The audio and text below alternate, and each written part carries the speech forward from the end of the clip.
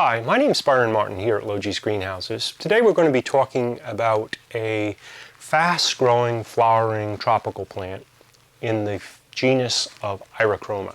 And Irochromas are in the Solanum family, that's the tomato and potato family, in the family of our angel trumpets or brugmansias, closely related to that.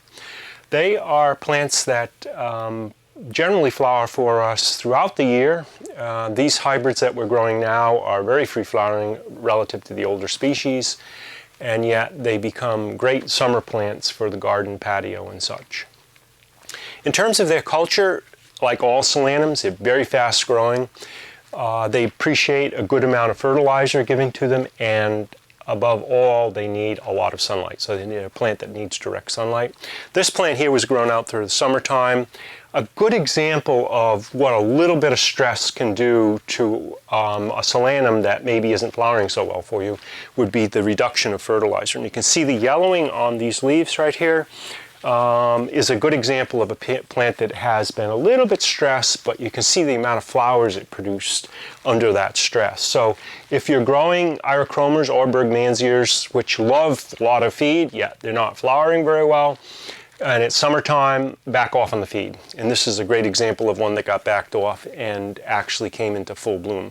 There are some varieties like Plum Beauty, which this is Plum Beauty, Royal Queen, and Ashcot Red, that actually have been hybridized for very free flowering, and they do perform very well for us, whereas I mentioned the older varieties often don't flower that well. They vegetate more than they bloom. They tend to attract insects, so you have to keep your eye open for that. They get whitefly, they can get spider mite, they can get aphids, and they can also get thrips. So they get just about everything.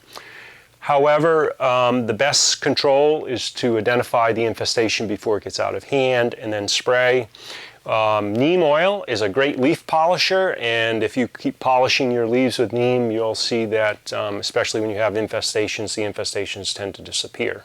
So it is very environmentally safe.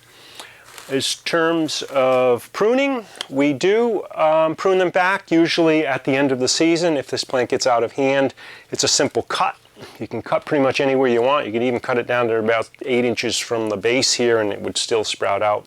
That's another thing that solanaceous plants tend to do. They break very easily from cuts, and with their vigor they sprout right back out again.